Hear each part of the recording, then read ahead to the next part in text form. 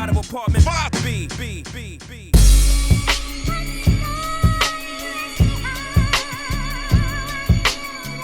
You're now tuned into the Apartment 5B podcast, where we chop it up about hip-hop, R&B, sports, love and life. Hosted by Kill.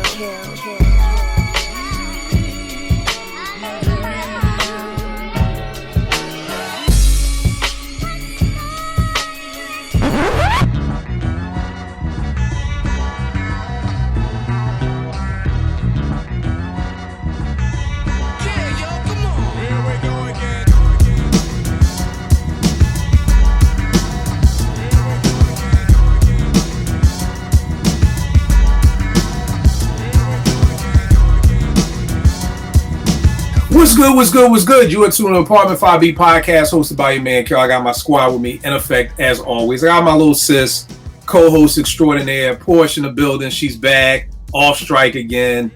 Nay's going to college. Porsche, money is tight. I'm going to work out something. We're going to get you right on the money tip. We got you. Just stop boycotting us, all right? Okay, just send the contract over. All right. Okay. I'm going to have my lawyer reach out to your lawyer, and we're going to make it happen. Truthfully, it's just Trey calling Trey because we both have the same lawyer. So, that's how that is. I got my brother JR in the building, the youngest in charge. What's going on, bro? What's going on, man? Yo, I'm feeling this R&B Reps jersey in the Knicks colors, too, man. Appreciate it. At least got it for me for my birthday, so, yeah. Okay.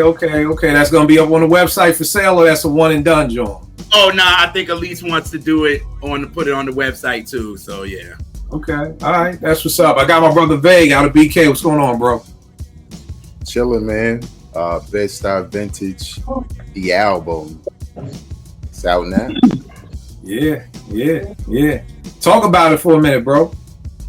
Yeah, so if it's your first time watching this or you haven't watched it in a while, me and Kill been independently working on music since 2009 or something crazy like that. This would be our 6th project together. This project we decided to do a rollout that was 2 EPs and a teaser single leading up to the album, kind of to get the feel of what people were feeling from it, but also, we older now. Ain't nobody in the booth the whole damn day and night, so. But ironically, having that cushion, I was just writing like crazy. So, it's a real boom bap album. It's an album to commemorate me rapping for 30 years. I started in 94. Salute. Yeah, making stop and pause beats, writing to them beats and on cassette. So yeah, man, we just wanted to go in and, Kill did his thing with the beats. It's out now on VegasWarInc.bandcamp.com, but also it'll be available on Apple and Spotify and everywhere else. So check it out. Let us know what you're feeling about it. And if you like it, share it with other people. So. All right, no doubt. And we got my brother for the first time up in here, my man Demi D. What's going on, bro? What's good? Thank you for having me. Salute to everybody. You know what I mean? Glad to be on the show, representing the culture. I'm just feeling the background with them classic magazines. I forgot all about Blaze, man. Blaze was there for a minute. Yeah, everybody forgot about Blaze. Blaze was there for a minute. Yo, Demi, talk about everything you doing. I was blessed. Demi came down from Brooklyn to Maryland to have me on his show, Digging with Demi, to chop it up about vinyl and everything. But Demi, talk to people a little bit about everything that you got going on with your network. The Go Getter TV is basically a hip-hop network, media and promotions. I operate through YouTube with a couple of different shows that all hip-hop content. So it's, as you said, you got the vinyl, I do ciphers, I do interviews with people in the industry. I do support indie designers as well. And what's the other shit I'm doing? Oh, and album listenings too. I do hostings throughout New York City, NYC, Jersey, the Tri-State. I do articles for websites, a couple of upcoming websites. So I'm just here to support the indie community. Oh, and the debate desk. I don't know how I forgot that. That's my baby right there. But yeah, I'm just here to support the community, support the culture, push it forward, keep highlighting the new acts and the acts of yesterday that, blaze the trail. I love this ish. All right, no doubt. Y'all know me. Let's jump right into this. So this week's topic came from our show when we was talking about Beat Street, and I posed the question, where does Beat Street lie in your top 3 hip-hop movies? And the first thing that I saw that kind of caught my eye was this boy said, like, yo, it's in my top 3 behind Hustle and Flow. And I was like, I've never considered Hustle and Flow a hip-hop movie. So then niggas was like, so what is it? I was like, well, it's a movie about a pimp who decides he doesn't want to be a pimp anymore and he wants to be a rapper. You know what I mean? So that's kind of like what it's about. And then niggas like, all right, well, I know you're going to tell me Juice is a hip-hop movie. And I'm like, well, not necessarily. To me, it's about 4 friends from Harlem trying to find their respect, and one of them just happens to be a DJ. So I just started coming up with like these film synopsis, whatever the word is, film synopsis about what I felt like the movie was. And again, to me, there's never no right or wrong answers. So we all have different definitions for the same word. But to me, a lot of the movies they were naming weren't hip hop movies to me. They were movies that had hip hop in them, which to me are 2 totally different things. But so we're going to talk about some of those movies because I want to know what y'all think. But it had me thinking, how would we describe some of our favorite albums as a film synopsis? How would you describe, and it's not just your GOAT albums, because everybody has the same GOAT albums, or a lot of times we do, but your favorite album. So this may be an album that nobody has on their GOAT list. How would you explain it if you had to write it like you were writing a synopsis for a film? Porsche, as always, ladies first, kick us off. What is your first joint? You don't have to tell us what it is, lest we can see if we can guess it or whatever like that, but what is your first joint that you got up for us? Okay, do you want me to just read the synopsis as I wrote it out? Yeah. Okay.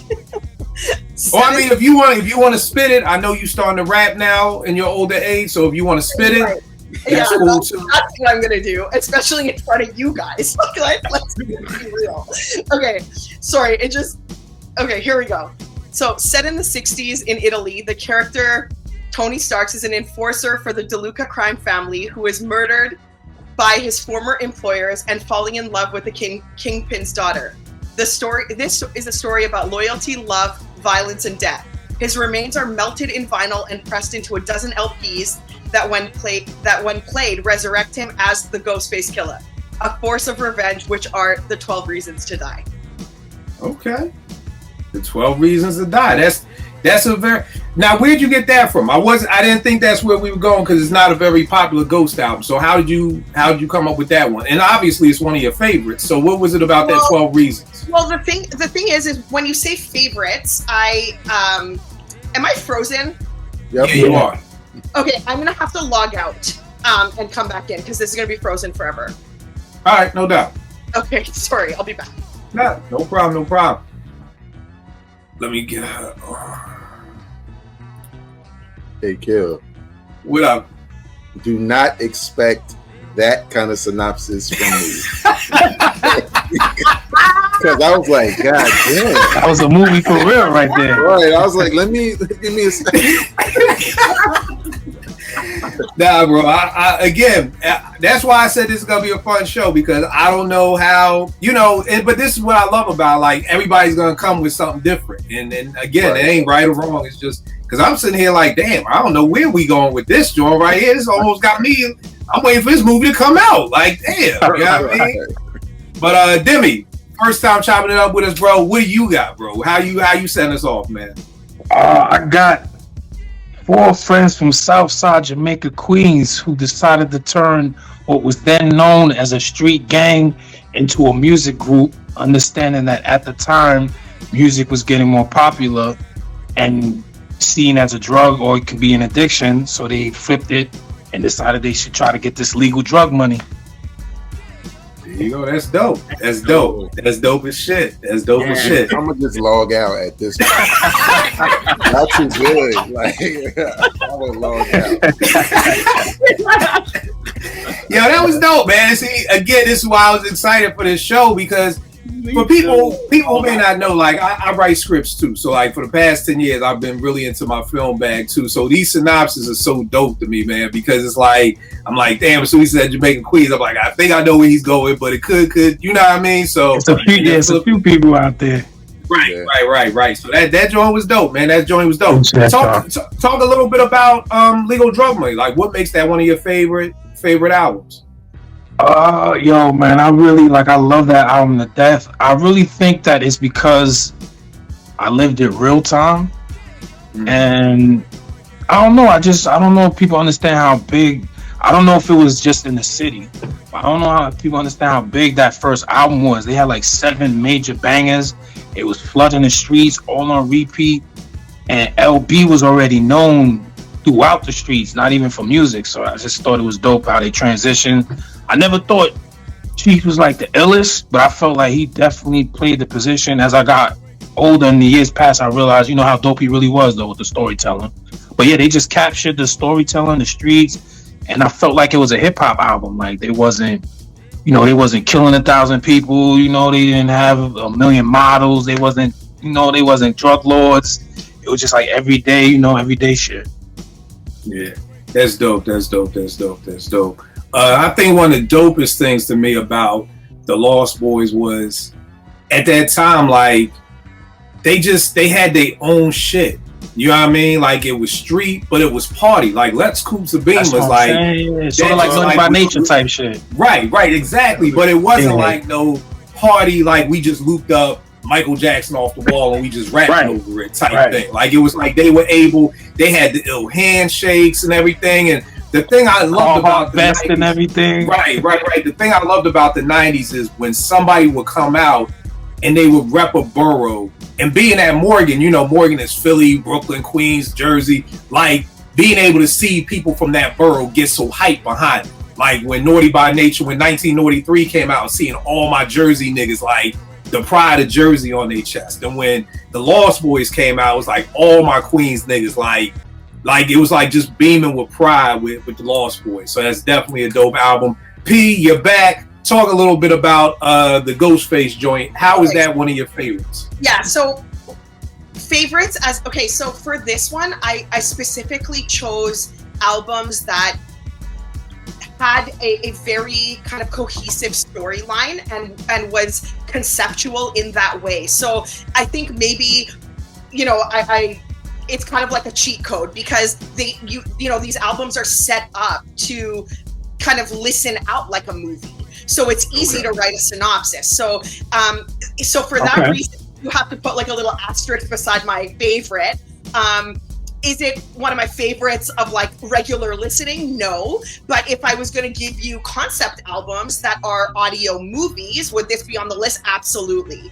And the reason for that is literally just the flow, the storyline, the cohesiveness, the fact that there is, an actual kind of, it rolls out like a movie, and the instrumentals, the production, the rapping, all of that, the lyrics, like all of that sort of tie into making it feel that way. And so it's really, that's where it appears on my list. So yes, you've never heard me talk about 12 Reasons to Die because we don't really talk about, audio movies or things like that. So yes, that's how this lands on my list. All right, no doubt. Nah, it makes perfect sense. All right. Here's my first one. I don't know. Y'all niggas, came out shooting, so I gotta see how we do it. All right. A homeless teen from Brooklyn sleeping on subway trains ends up at a homeless shelter in the South Bronx and meets his social worker who ends up changing his life. Together they embark on a journey to change the game and show where the real origins of hip hop really started from. So, Criminal Minded. I couldn't find no way to get the Criminal Minded. That's another thing for people watching. One of the challenges was to see if you could get the title of the album in the synopsis. So of course, Demi and Porsche came through with that. I just didn't know where to put Criminal Minded in. But I knew as soon as you started, not as soon as you started, but once you got in the middle, I knew what time it was. So. Right. I tried to at least throw the South Bronx in there and to show where hip hop really came from. And again, I always shout out this book here. My brother's name is Kenny. It's a very, very dope book by Kenny Parker, who's KRS's brother. Very dope book on their upbringing and everything like that. Yes, they were really homeless. Yes, they were sleeping on the trains. So, very dope book. And I never knew KRS-One is really from Brooklyn. and then go to the South Bronx until he went to a shelter up there, which kind of blew my mind because just, everything I knew about KRS was the South Bronx. So that kind of tripped me out too. And for me, Criminal Minded, it's just one of my favorite albums ever. I always say it's probably the album I played the most out of any hip hop album.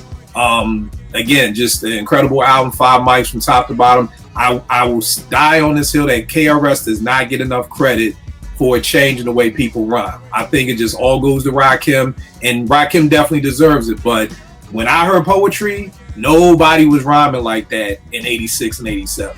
You know what I mean? And I feel like we just go straight to Rakim and we kind of skip over KRS. But when I heard Criminal Minded, coming from listening to Houdini and Run DMC and the Beastie Boys, nigga, wasn't nobody rapping like KRS. So definitely one of my favorite albums. JR, what you got up for your first joint? You was hyped for this joint, so I gotta see what you coming with, man. Okay, so my first one is a guy meets a little girl and they fall in love. They get married, but after a while they stop loving each other. He becomes angry but realizes the love isn't enough. And so he takes some time to get his thoughts together and try to make it work, but it doesn't. So he divorces her and it costs him a lot. But after all of this, he actually falls in love again. Dog, I'm lost too. Yeah, anybody else know? Nothing? Here, my dear Marvin. Oh wow. Yeah, I knew it was R&B. Good one. Give it to me one more time. What, the whole synopsis of it? Yeah. A little girl meets you threw me when you said a guy falls in love with a little girl, because I'm like pedophile, so I'm thinking. No, candy. I said a little guy meets a little girl. Oh, okay. Because from the door, I'm like, okay, here we go. We going for 12 play or something right now. That's what I can't front. That's what I. Yeah, that's what when you said a little girl, I was like, okay, so that's our hint. I was like, when you said divorce, then I was like, right. I was like, there's our context clue. It was the little girl. He's letting us know it's a pedophile, so we got that. I'm old, everybody. I remember when they used to teach context clues. So for the young boys listening out there, we used to be taught to look for certain things in a sentence or in a story that will give you a clue to kind of what comes next. So yeah, give it to me one more time. Okay, a little guy meets a little girl and he falls in love. They get married, but after a while they stop loving each other. He becomes angry because he realized love isn't enough. So he takes his time to get his thoughts together and try to make it work, but it doesn't. So he divorces her, but it costs him a lot of money. But after all of this, he falls in love again. Dope. For people who don't know, Here My Dear, one of my favorite Marvin albums right here. JR, talk a little bit about this album and why it's one of your favorites. It's one of my favorites because it's really a blueprint of what a lot of R&B is now, that a lot of people put their personal life into it. Nobody ever put their personal life into it. Like, Is It Enough? Marvin took us into the courtroom on what the heck was going on with him and Anna. So he started the album by just going in because after he they got divorced, they was like, well, the next album you get, she's gonna get all the publishing for it. So he went in it just to make some whack album, but in reality he started getting in his feelings and he made a whole album about his relationship with him and Anna. And after that, he puts it out and it really does nothing because nobody wants to really hear that after he just gave us I Want You. You know what I'm saying? Like, we don't want to hear that. And then he gave us Got to Give It Up. So everybody is partying. This is disco time. Ain't nobody trying to hear this. So it didn't get love until later. Now people realize it's like a blueprint because somebody like Nas used it for Life Is Good, Mary for My Life, and all that. So that's how this album is very monumental for the game. So. It's funny. Sometimes that album reminds me of Jimmy Lee, Raphael Sadiq's last solo album. Which was all about his brother's drug addiction. A little bit, yeah. And the only reason why I say that is because I knew a lot of Sadiq fans like, where's the hits? Where's the songs? And it's like, where's Dance Tonight? Where's that? But it's like, well, this album is about his brother's drug addiction. So it's like, there are no hits for that. So like you said, coming off of I Want You, to get this album, I could definitely see a person back in the 70s being frustrated, like, yo, what is this type thing? But like you said, I think I got put onto the album.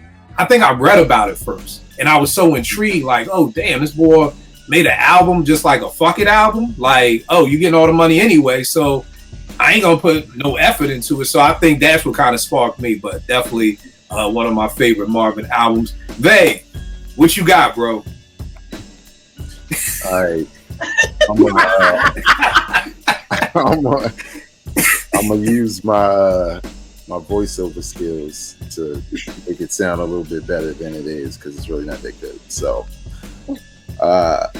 when BET seems to only be interested in coons and coon music, three young men from the South create the perfect minstrel show in hopes of obtaining commercial success. Is that good? Yeah. Hell yeah, it was dope. It's funny because, again, boys and girls context clues. As soon as I heard BET, I was like, I think I know where this is going. You know what I mean? Right. Nah. That's definitely dope. Talk a little bit about the minstrel show. Why is it one of your favorite albums, man? It's one of my favorite albums because when the listening came out, I wasn't as high on it as everybody else. I thought it was cool, but it felt like everybody else was so hyped. And you know, when you're listening to hip hop for so long, you know, sometimes you're hyped, sometimes you feel like you've heard it all. And when the minstrel show came out, I just admired the dedication to the concept. You know, from the album cover to the skits to the lyrics, and it was all true because at the time BET was with the videos was like transitioning to really having mostly a certain type of video on their airwaves. And as we all found out with the single from this album, you know, they wouldn't air their video because they felt like they were too intelligent for their audience. So I thought it was ironic that would happen when they're making this type of album to make this kind of a statement about the hip hop game and the industry as a whole. So yeah, man, I feel like it's a classic. Is one of those concept albums I always go to when I'm talking about those types of albums. Yeah, and to everybody's point, especially what Portia said, it's almost like a film, you know, when you think about it. So, all right, no doubt. Pete, what you got up next, man? Okay. Okay. I have to reword this as I go because I put too many obvious things and I didn't know we were like guessing. So I'm just bear with me, okay? All right, no doubt. Okay. So starting from birth, we are taken through a life's journey in Brooklyn, touching on childhood, adulthood, drugs, fame, family, and fortune, and how it came to be part of life. We are told about the struggles that come with this lifestyle, and after achieving the height of life, he's ready to die. Let's go. And of course, it goes without saying, Big's my GOAT. Ready to Die is my favorite. It's a GOAT album. Like, I tried to stay away. I just couldn't not mention this one because I think, especially with the intro and especially with the outro, the last song, I think it again follows the same thing. Like, we hear the birth, do you know what I mean? Like, and so it really is taken through this journey, and we hear about the highs and lows and, you know, everyday struggles, suicide, like we hear about these things. So when you brought this topic up, Kill, I was like, okay, I have to incorporate Ready to Die somehow because Big did such a good job with that, making it. And I don't know if I would really call it like a concept album, but I guess in this way, when you frame it like this or think of it like this, it can be. So definitely Big. All right, what's your favorite song of Ready to Die?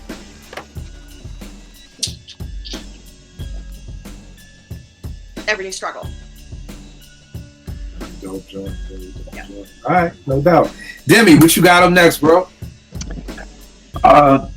Two brothers born in the Bronx who would eventually relocate to Virginia to meet a then unknown producer who would then become legendary.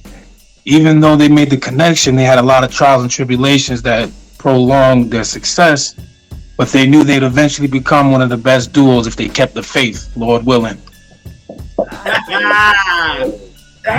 Nigga, are these memorized? Like, where are you reading from, man? Like if you memorize, it's a whole nother level of dedication, bro. Like, I got my iPad in front of me, man. Like, how are you reading this? Nah, I memorized that one though.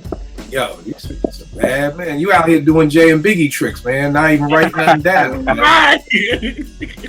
Yo, talk a little bit about Lord Willin' and why it's one of your favorite albums, man. Clips, man. The thing with the Clips is, I first heard them. They came out with a song called "The Funeral." Neptunes wasn't out. I didn't really know who nobody was. That was the first thing I seen on BET, and I thought that shit was smoking. So they ended up disappearing though after that. So I kind of was waiting. You know how it was back then. They ain't no just searching for who you want. You had to wait for them. So I waited and waited, and I'm like, damn, it's a rap for these dudes. And they just popped up with Grinding, and then I hadn't heard anything. I only heard that one song. Then I heard Grinding. I didn't know they was that nice, and they had progressed because that had been, I think, like 2 years. So they both kind of. It was a minute because I want to say The Funeral was like 97, 98, and Grinding. The Funeral was like 98, 99 type. It was like 98, 99 type shit. And what that was like 2001 type. Yeah. So they got way better. So they and I didn't know they was so nice. What I always admired about them is they rap like professors though. They weren't corny, but they don't really rap with broken English with a lot of slang. They use a lot of diction. And you know they paint the pictures very slick, very witty, clever, and I thought Neptunes did a great job with the production. And even though they rap about a lot of drug talk, they still touch on various things on that first album too. So I thought it was a great album, man. I was pleased that they popped back up. I don't know how they continue this. We're going on 24 years of drug talk and finding new ways to do it every time. Like it's never like a repetitive. It's almost like it's literally like a basketball player coming back every year with a new move. It's like, yo, bro, how do you keep coming up with different ways to talk about selling coke? And another thing about the Clips, a lot of people don't realize they know the Bible. There's a lot of biblical stuff in their especially verses Malice. Too. Yeah, like, and this is even before he went the whole no malice route. Like, there's a lot of stuff. You know that so they know the book too. So like you said, it's not just on some old rah-rah shit. Is really, you know, on some intelligent stuff. All right, let's try this one.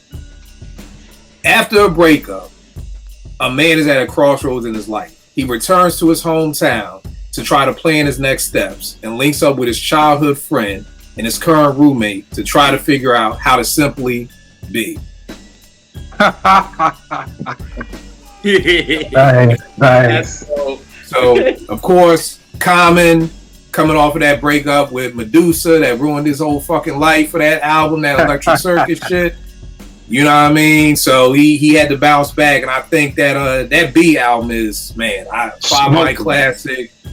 Love it. I still remember I was in Cancun. She was pregnant with Naomi, so we're talking about, wow, B is almost 19 years old, man. That's crazy.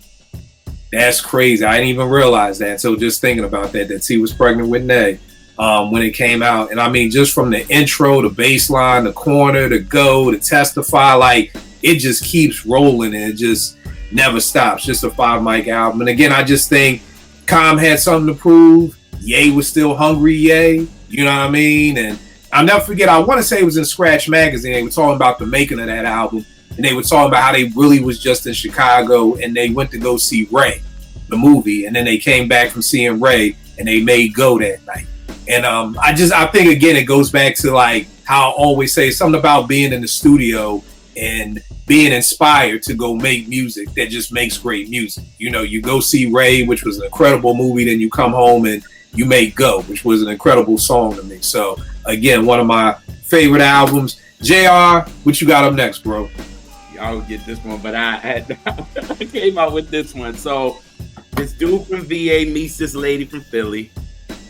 She has his dreamy eyes and hers, and he keeps it smooth because that's the way. What did I say? And that's the way they get by with their love. Until one day he walks in on his girl and his best friend, and all he says is "shit, damn motherfucker."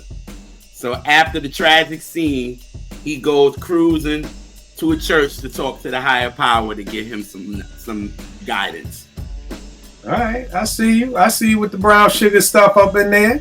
Nice, yeah, I mean, I see you. You have that. I'm like Virginia, Philly. All right, so producer, the Philly who, you know, there was Dreamy Eyes. I'm like, all right, we talking Erykah Badu, but she ain't from VA, so definitely a dope way to spin it, bro. Talk a little bit about. Brown Sugar, it's actually my favorite D'Angelo record. It's just when D'Angelo came with this album, it was just something different that we didn't hear, that nobody wasn't doing, and he was able to connect to us. You know what I'm saying? Like before then, it was the Brian McKnights and they wearing suits and all of this, and it's like, nah, D'Angelo looked like us. You know what I'm saying? So we was able to connect him. He started, singing songs that we realized that he was talking about weed. You know what I'm saying? I know, right? I didn't catch that. We didn't think that, but he was talking about weed. But I hear a lot of people, like, when I was doing that time, I was asking my uncle and all of them, they was like, yeah, but what was so crazy, we was smoking while we was listening to the album, not knowing that he's talking about weed. So, what this album did, it created a whole movement, and he opened the lane for everybody, and, D'Angelo is really legendary after that. So, this album is the favorite. I can play it from beginning to end. I think his version of Cruising is the best to me. Lady with him and Raphael Sadiq, their magic is everything. You got again when they do Voodoo, so that was crazy. Higher is just one of my favorite D'Angelo songs, period, because of the gospel influence that he brings into this. And just Brown Sugar is just dope. And for me to finally have it on vinyl to listen to it, it's dope to me. So this album is definitely in my top 20 of all time. Bro, I think the funny thing, Brown Sugar made me really love soul music. You know what I mean? Because again, everybody knows my testimony, my background. My mother's a jazz musician. I didn't grow up in the house with regular soul music all the time. So to me, R&B was just for my slow jam tapes, like for when a shorty came over.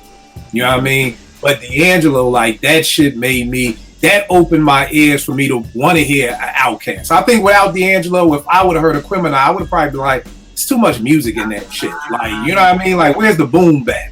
But it's like D'Angelo kind of opened my ears to kind of start listening for more stuff. And my man, Cool DJ Frank, he was the one who told me, like, yo, Brown Sugar is about weed. I'm like, yo, okay, I fuck with this nigga. Then he was like, yo, get over here. You got his other joint. He got this song called Shit Damn Motherfucker. It's all about him killing the dude. I'm like, yo, this R&B? Like, you know what I mean? So it's just like, yo, this shit is crazy. It just kept getting crazier and crazier. And then it's a piece, and it's funny because me and Shorty follow each other on Twitter now. Her name is Tanya Pendleton, and she wrote this piece for XXL. The second issue of XXL from '97 had the Goody Mob on one cover and D'Angelo on one cover. And she had this article called Voodoo Child, and she explained D'Angelo. She was just like, he's a nigga's nigga.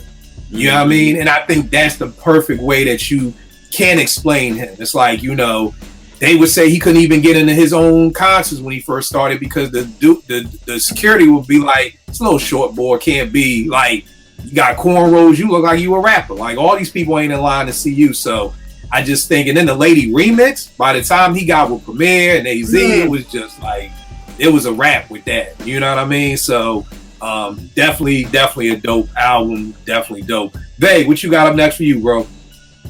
All right. Next, I will put my voiceover on for this one. In a world where young black men struggle with failing hairlines, Beijing moisturizing hair products, one dynasty emerges to bring the wave back to the do-rag game. Bro, you had me with the Beijing, man. You had me with the Beijing. Yo, Do-Rag Dynasty. Talk a little bit about it, babe. Man, I'm probably the only nigga on the planet who are like, can we get another one? I love that album. That album is so hip hop that it's almost unexplainable. First of all, I love the cover because it caught my attention, having the Lakers celebrating the championship with Magic Johnson and Pat Riley and all of them, they put a do-rag on everybody's head, so that already drew me in.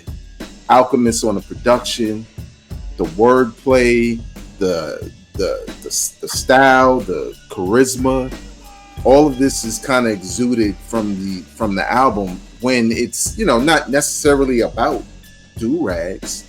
It's just some fly shit to make hyper by just having really dope lyrics and dope beats, and Prodigy has a dope feature on there. It's just really one of those albums that, obviously 51 years of hip hop, there are a number of albums you could point to if, you want to say, yo, that's boom bap. But for me, this is just one of them joints that I just really loved when it came out. I thought it was an idea they should have carried on, similar to Czarface, where it's thematic, you know what I'm saying, in a way, but it's also funny at the same time. So, all right, no doubt. P, your third joint, what you got? Okay. This is a story of reinventing oneself after spending some time in jail. To minimize the chances of reoffending, a man enrolls in the Institute of Disposable Arts to gain the love and knowledge of hip-hop and to launch his own label and management company after graduating. All right. So we ace, right? Disposable Arts? Yes, correct. And I always talk about this album. I talk about Master Ace all the time. Definitely one of my favorites, because to me, Master Ace is one of the only rappers who excels and perfectly executes skits and incorporates skits perfectly in albums. And this album, to me, Disposable Arts, is a true testament to that. So, like, in this one, like, for this album, if you skip a skit, you've missed a part of the story. Do you know what I mean? And he does that purposely, and he does that so effectively that, again, much like Ghostface and Adrian Young's joint, this album plays out like a movie. It's set up that way. It's very conceptual. So, again, another easy one for me to kind of tap into. So, yeah, Master Ace. All right, no doubt. Demi, what you got up next, bro? Hold up, I think you muted, bro. We can't hear you.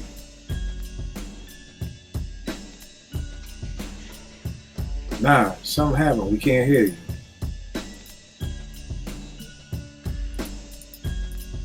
I think something happened when you froze. It went out. Your sound went out. All right, try to log off and log back in. All right, I'm gonna go with my next joint. So, a young man who's heavily involved in the gang culture decides to use his influence and begins using his connects to start investing in his neighborhood and to give back before he takes his final victory lap. Oh, very dope. That's Very nice. dope, Nipsey. Yeah. Oh, you killed that.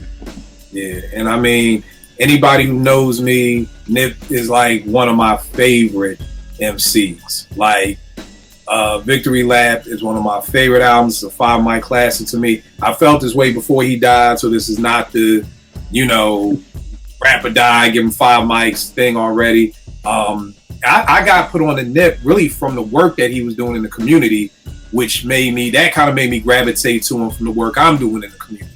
So it's kind of like I heard about the STEM centers before I even heard him spit a bar. I was hearing about what he was doing in the hood, so I was already a fan of that. And then I think I either heard Rap Niggas. I think that was like the first, because I wasn't up on $100 mixtapes and none of that stuff like that. Like Victory Lap was my first time getting put on the Nip, and just loved everything he did. And I always tell people that was my hardest hip hop death, right there. Like, I remember the day I've never been into that celebrity couple shit. I don't care about Ben and whoever. I never cared about none of that.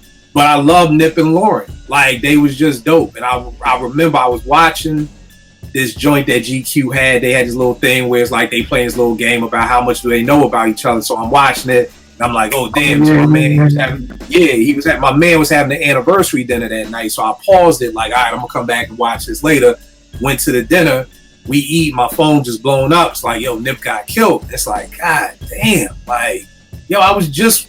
the joint is paused at my crib to go back to finish looking at. So, and I think it was because, it happened in his own neighborhood. And that made me move differently the way that I move in my hood. Because I work in DC, but that ain't my hood. I've been here 12 years. But so it just made me move different. Like the way that I would talk to people when things happen, it made me kind of like shift my attitude. Like one of my kids came in one day and was messing with one of my girls. I gripped him up, threw him out. We going back and forth talking shit.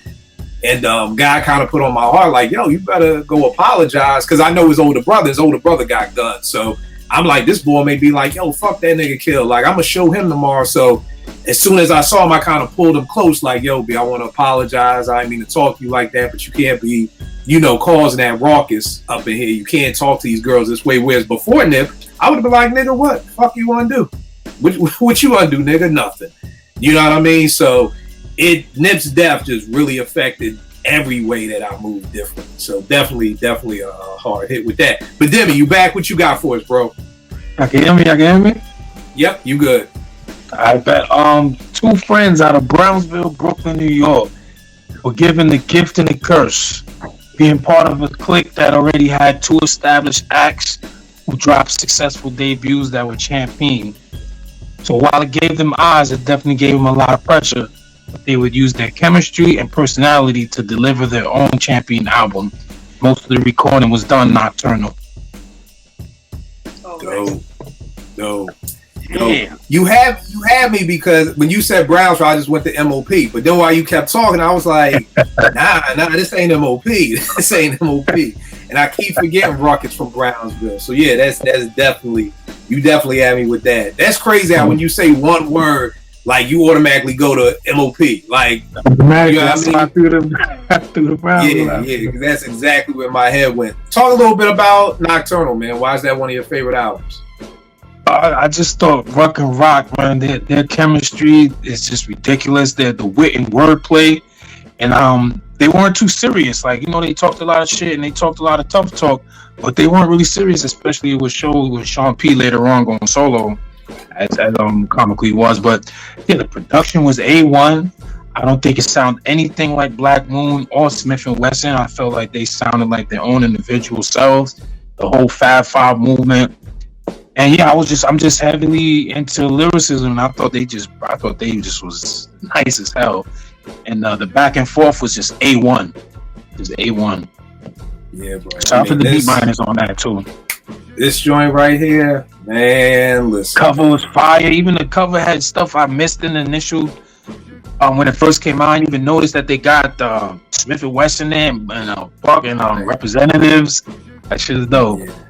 Yeah, I mean, dog, I remember at this point in time, man, you couldn't tell me nothing. While everybody else loved the Wu, I always loved Boot Camp more. You know what I mean? I don't know what it was, but I just loved Boot Camp. And I remember I was working at this magazine, Rap Sheets, interning for him, doing this conference for him in D.C.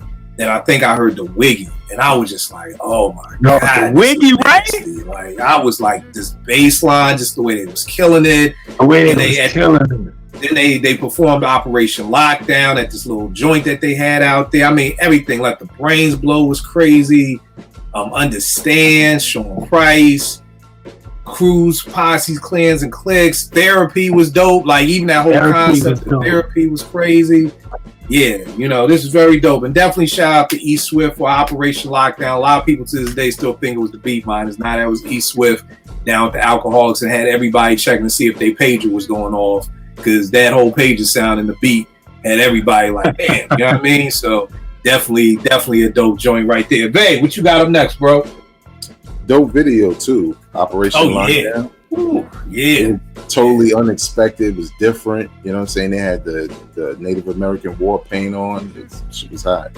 And you know what, babe, for 1 second, I think, like Demi and you said it was so dope because even though they was in the same crew, every group was different. Like Smith and Wesson didn't feel like Black Moon. Black Moon didn't feel like Helter Skelter. Helter Skelter, even though they both, with OGC was the Fab Five, they both was like OGC had their own thing too. Like like nobody had. There was no like layover where it's like, oh, I heard that before. They got the same style. Like, yeah, I think Boot Camp, man. God, man, I miss them days, man. I miss Right. And I know that made y'all Brooklyn niggas happy, man, because that had to be a sense of pride right there, man. You know what I mean? So. Yeah, babe, what you got? All right, I got two men on the run go for their guns, battling poverty, scandalous women, and the mafia, driven to the end of sanity, where the motto is crime pays. It's survival of the fittest, and live and let die. So okay, all right, G-Rap. That was dope. All right, G-Rap. I know I just wrote all this shit, right? That's why when I heard y'all shit, I was like, oh shit. Let me try to do something. Yo, you a good freestyle artist, because my lazy ass would have had AI writing this. I would have been right here on the side, like write a story about Right. That's dope as shit. You writing these live on the spot, man. That's good as hell. I'm trying. Talk a little bit about Live and Let Die, because I feel like that's a G-Rap album that people don't talk. It's funny. Well, I'm sorry. Go ahead and talk about it. But why you love that album so much? Yeah, man. I loved it from the day I heard it, man. Kool G Rap and DJ Polo, if you don't know. Live and Let Die. I think it was the last album they did together. Or at least it said Kool G, as far as DJ Rap and Kool G Rap and DJ Polo. But what I loved about it is I love storytelling and I love gangster flicks, and Kool G Rap was a master at telling those kinds of stories, right? Like he's talking about going against the mafia, and you know, I'm thinking like, well, shit, how you gonna win? Like, you know what I'm saying? And just the way he lays it out, especially the confidence in which he spits his lyrics, you know what I'm saying? Like I was listening to it today and I'm like, damn. We always say stuff like, you know, like you said earlier, like Rakim set things off in hip hop, or somebody was ahead of their time. But G-Rap was like ahead of his time, and it's unprecedented. Like we give Big a lot of props for doing what Kool G Rap already did. You know what I'm saying? All these guys, as far as storytelling with a gangster angle, with detail. And in creativity, but you know, I loved it from the minute I heard it. Ill Street Blues, On the Run, from Pays, Number One with a Bullet. What else is on there? A couple of joints that I love off of that joint, and then On the Run had all these different remixes, and all of them was hot. You know what I'm saying? It's just really a very dope album. That again, it has a theme. And it's not just the album cover means something when you press play, as opposed to just a cool idea for album cover, but the lyrics are about something totally different. So, I love this album. Yeah, it's funny. What I was gonna say is, Kel was on here one time and he was saying how he feels like G-Rap doesn't get his props, and I was like, "Word!" I feel like everybody talks about G-Rap, but I've been paying more attention to it, and I see what he's saying, because I hear G-Rap get his props, but I never hear people really talk about his albums, though. You know what I mean? Like, it'll be like for a minute, like it's like you'll hear like Pun was influenced and this person was influenced and all that, but you seldomly ever see or hear anybody really talk about Road to the Riches or Wanted Dead or Alive or Live and Let Die. It's like we just talk about him as an MC, but not his albums. And to me, all three of those albums are incredible. Like, that's a dope ass 3-album run, and I think we got to give him props because the first album is only Marley. You know what I mean? So he had to go out and find other producers after the Juice Crew kind of broke up or whatever like that. You know what I mean? So I feel like I got to give you some extra love for that. That's like Guru and Premier breaking up, and then Guru going on to make 2 more dope ass albums without Premier. Like, that ain't losing Marley in '88 was the equivalent of CL losing to Pete Rock. You know what I mean? So I don't think we give G-Rap enough props for being able to do that. And then with this joint, it was really the flip of what Ice Cube did. Where Cube came from the West Coast and came to rock with the Bomb Squad, he went from the East Coast and went to rock with Sir Jinx. You know what I mean? So again, I just, for what we give America's Most Wanted so much love for, and this is duly deserved, but I just feel like this gets lost in the sauce somehow. Not to mention, so many people tell me, and this is how I know people don't read credits. So many people tell me, yo, Ill Street Blues is my favorite G-Rap song ever, but fuck the Trackmasters. It's like, you do know the Trackmasters did Ill Street Blues, right? You know what I mean? So it's like, you know, again, I try to remind people, I know they looped a lot and that's what they're known for, but, you know, the Trackmasters, Tone and Poke started off as some dope-ass boom bap producers. So yeah, this is a very, very dope pull for that. All right, we're going to take a break real quick and we're going to talk about some of these movies that people were bringing up. All right, Hustle and Flow. Porsche, do you feel like Hustle and Flow is a hip-hop movie? No. I barely remember Hustle and Flow, but it's not a hip hop movie. Who's in that again? Terrence Howard. Taraji Henson. It's saying that just because Ludacris is in it. No. It's not a hip hop movie. No. All right, JR, what about you? What are your thoughts? I agree. All right, Demi? They rapping in it. Nah. Hip hop. Like, no, I'm good on it. Nah, I don't think it's hip hop. Right. And Vague? I don't think so. All right. Now, and I don't think so either. I think it's a movie that has hip hop in it because a lot of people was like, "Yo, that scene with the NPC though," like, and I'm like, "Yo, I'm with you." At the time, I didn't have an NPC. I was still on the ASR. So when I'm watching the movie and dude got the NPC, I'm like, "Yo, this shit is dope." But it just wasn't a hip hop movie to me. You know what I mean? Like, again, it's about a pimp who wants to rap. You know what I mean? That doesn't necessarily hip hop is in it. It doesn't. It's almost just like if we have if it was like if Terrence Howard wanted to be a basketball player, would that be considered a basketball movie? The way we look at Blue Chips or the way we look at He Got Game or something like that. It's like, yo, basketball is a part of the movie, but the movie isn't about basketball. All right, so we got that. This one may be a little different because I've heard different people say this. What about Juice? Demi, do you think Juice is a hip hop movie? Oh man, I think it has the culture in it. I wouldn't argue that it is one, but I think it could fall into it. But yeah, I could see it going either way. All right, what about you, Vay? Yeah, I mean, if I'm not gonna call Hustle and Flow a hip hop movie, even though it basically is the origin story of a rapper, I don't think Juice is one for the same reasons you mentioned. There's a DJ in it, it's hip hop influence theme. There's a rapper in it, but most hip hop movies tend to be about hip hop. You know what I'm saying? Right, and like that's kind of like the driving force. So I wouldn't say so. Right, P. Yeah, I absolutely agree with Vegas and Demi that it's got elements of the culture in it, but it's not. And just because there's rappers that are cast in movies doesn't mean that it's a hip hop movie. Juice is not a hip hop movie to me, but it's got elements. Right. And what about you, JR? I agree. I just think it just has the hip hop elements in it, but it's not a hip hop movie. And P, I think something you touched on, I realized because I think if a rapper is in it, then it becomes a hip hop movie. So it's kind of like, you gotta remember when Juice came out, I mean, Latifah's in it, Pac is in it, Tretch is in it. So I'm like, if you take Pac out of that main role, do you still feel that way?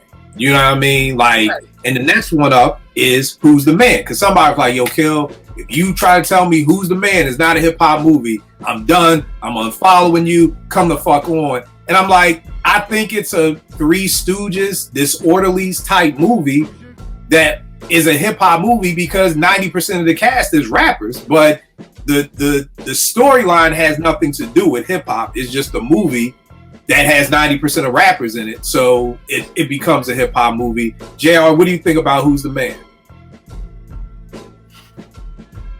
Shit.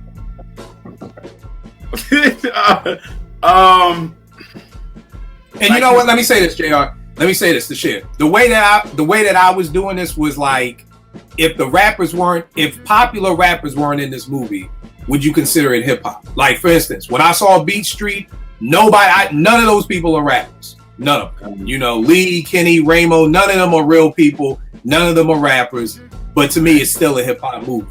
If you remove Dr. Dre and Ed Lover from those roles and you just put in, what's my man? You know what, they got that movie I love. This is called The Other Guys. It's Marky Mark and my man from Will Ferrell? Yeah, Will Ferrell. Like, to me, that's The Other Guys. So if you take out Dr. Dre and Ed Lover and you put in Marky Mark and Will Ferrell and take out all the rapper cameos, would Who's the Man be a hip hop movie? That's how I was grading things. Like, if you take out the rappers and you just put in regular people, if it's a hip hop movie, it should still be a hip hop movie, regardless of the fact if it's starring a rapper or not. But that's just how I looked at it. But what do you think, JR? I mean, I think it just has the hip hop culture in it. You know what I'm saying? So it's just like, for me, it's like, am I gonna say that's a hip hop movie?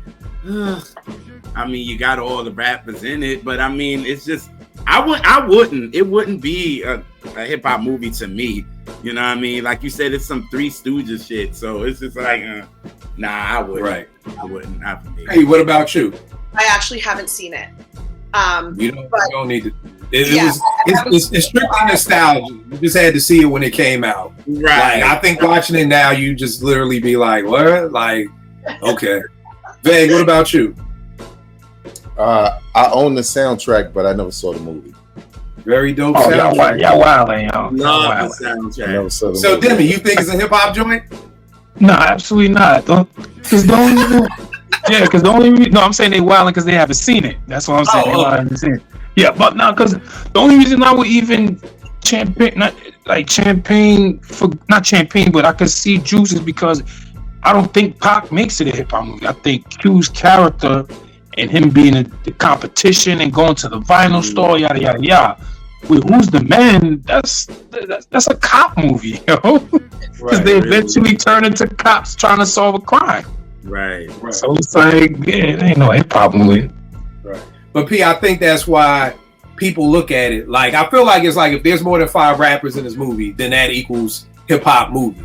Right. Because the guy who said this was dead ass serious. Like, kill nigga, if you tell me Who's the Man is not a hip hop movie, I'm done with you. I'm unfollowing. There's not even no focus on hip hop in the movie. Like, ain't no. Walking in, like they making cameos and that's it. Like That's it. They're not talking about hip hop. But I think that's like how I say we all have different definitions for the same word. So there's somebody who has this math equation that if there's more than 3 rappers in a movie, that equals it's a hip hop movie. So because every rapper in the damn world who had a record deal at that time was in that movie, then it's like it becomes hip hop in it, right? Huh? I Steve made a cameo, or I'm making that up? To be honest, I only saw the movie once. Oh, the only cameo I definitely remember. I remember they pulled over Busta. What happened? No, Ice-T wasn't in it. Okay. Oh, what? I mean, yes, he was. Yes, he was. He was in it. He made some type of cameo, right? Yeah, he may have been in that joint. What you gonna say, P? I was gonna say, like, I haven't seen it, but if you pull up the movie poster, at the top it says the first hip hop whodunit. So I think just off of the marketing, maybe it's already like preconceived as, oh, this is gonna be a hip hop movie. I mean, when I see that, I haven't seen the movie, but when I see that, it looks like there would be hip hop incorporated in it. But when I hear Demi talk about it, I'm like, oh, okay, I get it. Like, it's just a bunch of rappers that are cast in it, and it's really about solving a crime. Right. Is it a hip hop whodunit? Like, that doesn't make any sense. Right. I mean, good marketing. Next up, Boys in the Hood. Nah, definitely not. P, what about you? Are you shaking your head yet? No, it's a good one that you brought up because that one often gets categorized as a hip hop movie. But I personally don't think it is because, again, it's not about hip hop. It's just not about hip hop. I have a question after this. Once we're done. All right. And again, I think it's because Cube was in it. This was, if I'm not mistaken, and I can't remember shit. This may have been like the first time there was a big rapper casted in a movie. And I could be wrong. I'm 50. I forget stuff all the time. But Cube was just one of the biggest hip hop artists at that time. If I'm not mistaken, Vague, this is probably right after the second album. Like, is that lining up to like Boys in the Hood? It's after America's Most. It's probably right? Kill at Will because he still had the Jerry curl. Oh, okay. So it's Kill at Will. So he's one of the biggest MCs in the world. He's starring in this movie. So it's just kind of like, again, I can see people of a certain age gravitating at that and saying, oh, Ice Cube's in the movie. It's a hip hop movie. But again, if you're using my math equation and you take the rapper out and you just cast another actor who has a Jerry curl, then it probably isn't going to be looked at as a hip hop movie. What's up, man? Real quick, what's funny about that argument that probably could dispel it really quick. If you see a wrestler in a film, is it a wrestling movie? Right. No. Right. And Blade, right? That's just Kevin Nash and The Punisher. Right. So that's what makes that so weird for hip hop to like automatically say, "Oh, there's a rapper in it. It's a hip hop movie," but you don't do that for people who come from other genres. Or whatever. That's a dope point. I remember the first time I saw Predator, and me and my cousin was so hyped because Jesse the Body Ventura was in it. Right. You know what I mean? But nobody was like, "Oh, yo, you seen the new wrestling movie?" It was like, "Nah, it's the new Arnold Schwarzenegger movie. Right. Just Jesse Ventura's in it." So very, very, very dope point. Why do we do that? Next up, I don't believe somebody even named this movie. I wanted to walk out of this movie. When T wanted to see it, I was like, can we just leave? Just Right, starring Queen Latifah and Common. Right. I'm shocked somebody brought this up, Vague. I'm just as but and here's the great thing. I'm assuming we're all saying no. But then at the same thing, I told the boy, is that a basketball movie? Because it's about basketball, but I don't think anybody. To me, it was just a romantic comedy. Yeah. Starring two rappers. That's literally all it was. It was two can play that game, but instead of Morris Chestnut and Vivica Fox, it was it was Common and Queen Latifah. Like, it was just a romantic comedy, and it just starred two rappers. So again, this just keeps going back to the rappers. Now, here was the one. This may be the one. Brown Sugar. Was that a hip hop movie? Yes, to me it okay, was. Ford says yes. I'm no on Brown Sugar. I'm a no on Brown Sugar. JR, what are you? Out of all of those you picked, this one would be it. But I have so many questions. What about you, Vague? We gotta come to a point. What about you, Vague? I've only seen it once, but if I'm not mistaken, you know what? Maybe it is. Maybe I gotta renege on this one. Yeah, as much as I would love to hate on them, because it was mad cheesy, and Tay Diggs is one of the corniest motherfuckers in the world. Think that's what it was. You know what? You're right. It's the hip hop movie. I gotta say it that. is. Like, you're right. You're right. It's You're mad right. cheesy. You don't have to. You don't have to ask any. You don't have to ask any questions, Porsche. I was wrong. I have no problem admitting it. It's exactly what Demi said. I just hate that fucking movie. It's so corny. When did you fall in love? It's like, Tay Diggs, this is the dude you cast. Tay Diggs, corny as shit. Dude, like, even Sanaa Lathan in her role. It just this movie. I can't let you guys hate. I love this movie. Well, we know, of course, because you love and you love hip hop. So of course, this movie is great. Well, here's the thing, Porsche. How do you love? He was cheating on old girl. He was kissing Sanaa. Like, that ain't love. I know that part really pissed me off, but where it's so hip hop for people who are kind of going to be like, nah, it's not hip hop. The whole movie starts off with all of our favorite rappers talking about the first time they heard hip hop, and you've got Pete Rock, you've got you've got everybody talking about it, and they're talking about legends and pioneers, and then there is nothing more hip hop than that.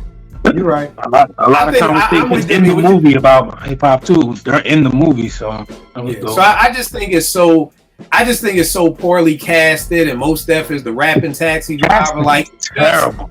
Just a horrible movie. I just can't stand it. Like again, this is why I was saying it wasn't, because I felt like in the 90s we literally just, it's like you had a template and you just dropped the same actors and actresses in. Like, it was like, movie about hip hop, get Tay Diggs and Sanaa, or get Makai and Melinda, or it was just like this, like all the black rom-com movies just all starred the same people. Like, I totally forgot Omar Epps was in the fucking not the Wire. What's the one where they're friends? It's the three Wood, and then the Wood. Right, so it's just like y'all in the same movies all the time. That is just like a rotation. But okay, Vegas, Brown Sugar's hip hop. Yeah, I mean, honestly, Porsche, it's hard to say. The movie sucks. That movie is the reason why I hate when people say, "When's the first time you fell in love with hip hop?" I just be like, "Get the fuck out of here." That movie made me hate that. You know what I'm saying? Because that, I mean, sure, there is a first time I fell in love with hip hop, but like Demi was saying, it was just so corny. And I mean, the best part was like, "Oh, Night of the Cookers," and that's when Yeah, I checked out. Oh my goodness, you guys are top crowd, man. What? Now, Porsche, that movie was so, and it's so funny because like T's little sister saw it and she was like, oh, because Tanya, for people who don't know, my wife used to host Strictly Hip Hop with me back in the day. So her sister was like, oh my God, I love Brown Sugar. It reminded me of you and Kill. And I was like, no, the fuck it didn't. I ain't shit a goddamn thing about Tay Diggs remind you of me. Like, not at all. Take that shit back. No, he didn't. No, he didn't. So again, I think it's a hip hop movie. I just think it was poorly done. It's so centered around hip hop. Like, it is. It's trying to preserve it too, so that was dope. Man. Is, and like he's deciding this is the most hip hop centric movie ever out of the ones you've named. Like, ever. I mean, yeah, out of these, but I mean, again, it's the casting. It's just the casting and the writing. It's like the concept is good. To me, to make a good movie, you have to have a good concept, good writers, and good actors. The concept may have been good, but the writing was bad. And the acting was bad. So I like the concept. He's trying to find Most Def. Right. It's kind of showing like how it was getting commercialized and all of that shit. Right. So it's like great concept, horrible acting, horrible writing. So, and Porsche, I can't believe people said, what was it? Common and Queen Latifah? Yeah, Queen Latifah was in. That's right. No, I'm saying, what was the movie people said? Common and Queen Latifah? Yeah. They said that was hip hop? Right. Yeah. Yeah. So I'm with you, Porsche. All right, the next one we got is this is one of my favorite movies, but it's not hip hop. I don't know if y'all remember this. Strapped with Bokeem Woodbine and Fredro from Onyx. Very dope movie. Man. I don't think it's hip hop. In the Hood. You're right. It was a East Coast Boys in the Hood. Like, you know, again, great cameos. Das Effects was in it. Chia Lee was in it. Everybody was in it. If you've never seen the movie, it's one of my Fredro was starring from Onyx, and it's one of my favorite movies from the 90s. It was on HBO, wasn't even in the movies, it was straight to HBO. Very dope movie. All right, so out of all the ones we named, I'll submit and go with Brown Sugar P. But you had a question. You said you had a question. I have a question. I think I'm the only person in the entire English-speaking world that loves this movie, but Belly, is that a hip-hop movie? Oh, no, Belly's my shit. I love Belly. Oh, thank God, Demi, I'm not alone. The last 15 minutes, though, was horrible. The last 15 minutes of the movie just went left. But now, here's the thing. To me, it's not a hip-hop movie because we're using my equation of if we take out DMX and Nas and replace him with Mekhi Phifer and Omar Epps, I don't think it becomes a hip-hop movie. Okay, that's fine. But I'm going to need Hip Hop Nation to stop calling it an extended music video then. Because as long as people it kind of is, because hype kind of, you know, I feel like whenever we talk about Belly, we talk about the opening scene, which is a music video, which is essentially a music video. Like, you know what I mean? And again, I just think, because again, here's a great one. Nobody brought this up, which I was shocked about. Paid in Full. I've never heard anybody call Paid in Full a hip hop movie, even though Cam is in it. It's just about three boys from Harlem selling drugs. Even though it's based off of Rich, Naz-Z, and Alpo and everything, Dame Dash is in the movie, Cam is in the movie. So it's bug because I'm like, wait a second. So not Paid in Full, but this. So I think Belly isn't a hip hop movie because again, if you take out Nas and DMX and replace them with Mekhi Phifer and Tay Diggs, I don't think we're even saying anything about it. And again, at that time, it was just like, yo, DMX is the biggest star in the world. Hype Williams is the biggest video director in the world. You throw Nas and T-Boz and Method Man in the movie, people are gonna look at it like it's a hip hop movie. What do you think, Vay? Yeah, I don't think Belly is a hip hop movie because that's, you know, like we said, Brown Sugar, even though we like Belly, but we don't feel like it's a hip hop movie.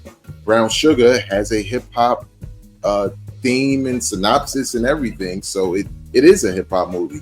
Belly's drug dealing, streets, hood, everything, and it was shot like a long music video because, you know, music video director did it, and unfortunately, when they moved from not everybody, but when they moved from directing hip hop videos or music videos, sometimes those techniques translate into a film, like the Tupac movie, which was also felt like a long video. So I could see from stylistically, maybe it feels like hip hop, but the plot, the story, the characters is more so about the streets. So, all right, no doubt, no doubt. All right, let's get back into it. P, what you got up next? Okay, I have to alter this one too because it'll give it away a little bit. Okay, power and ambition are the goals for living the American dream, and in this story, it mirrors the life of a drug kingpin. Although there are various ways of achieving this, we are taken through the underbelly of this dream, and essentially, we see the path of the American gangster who has risen to the ultimate height of wealth and success. Jay-Z, American Gangster? Correct. All right. Yes. I figured that. I feel like I'm on Jeopardy with you, P. You don't be giving no clues, and there ain't no context clues in your The stuff. whole thing is a whole. I'm like sitting there going, man, I suck at this like guessing thing. Like I just am so bad. If you want to say American Gangster, I was stuck on that one. So talk about American Gangster, which is one of my favorite Jay-Z albums. Probably my number I love it. 2 Jay album, which I know is crazy to say, but I'm saying favorite, not his GOATs. But whenever I want to hear some Jay, I pull that before I pull Blueprint or the Black Album. I pull American Gangster. Yeah. So American Gangster is, I guess, the movie soundtrack as well from the movie American Gangster. Again, like I love this album. It's one of my favorites. Again, like you said, Kill. It's not. I would say it's probably top 4, top 3 in Jay's catalog for me.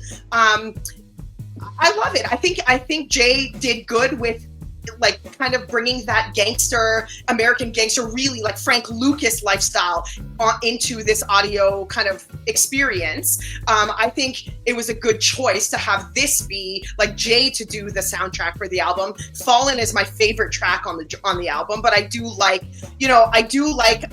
American Dreaming. I do like Blue Magic. I really did enjoy the whole album. So, but Fallen is my favorite track. Yeah. And I think for me, it came at a time when I forgot what album was before this, but after probably like the Blueprint 2, like I felt like me and Jay was like in this, it was like every other album, like a lot of Jay albums I didn't like. So I forgot what came before this one. Kingdom Come. So yeah, I was like, yeah, whatever with Jay. And then it was like, yo, he's going to do this. It's going to be the soundtrack, the unofficial soundtrack for American Gangster. And I was like, oh, so he's going to be able to talk drug shit again? I'm interested. You know what I mean? Because I think at that point, it was like, what he's talking about doesn't speak to me no more. You know what I mean? So it's like, oh, to me, Jay is an incredible MC. He's my number 2 GOAT. But to me, he's at his best when he's talking about drug shit. Can he make club bangers? Hell yeah. Jay can make whatever you want. It's going to be dope. But to me, his best is when he's talking drug shit. And then on top of that, I'm like, he's with Sean C and LV, like 2 hungry producers. So I just think it just fit. I love the album. I want to make a public apology to Jermaine Dupri, because for years I was like, because if you read the credits, it's Jermaine Dupri produced Fallen, and it was co-produced by No ID. And I was like, do you think No ID needs any help making a beat like Fallen? Jermaine Dupri was on YouTube showing how he made the beat. I apologize, Jermaine. You are a much better producer than I gave you credit for. I got no problem admitting when I'm wrong. He showed how he made the beat, and I was like, touche. You know what I mean? So, but I'm with you, Porsche. I love Fallen. I love the whole album. I think it's incredible. Success with Nas. I just think that was the Nas Jay collab that I was waiting for. It wasn't the Black Republicans. I wasn't feeling that. Then there was another one they did, but Success, like that was the magic that I was waiting for. Right there. Demi, what you got up next, bro? In the early 90s, there was a surge of many female R&B acts. These 3 ladies from New York City were going to take their turn and bring their authentic imagery, attitude, and confidence.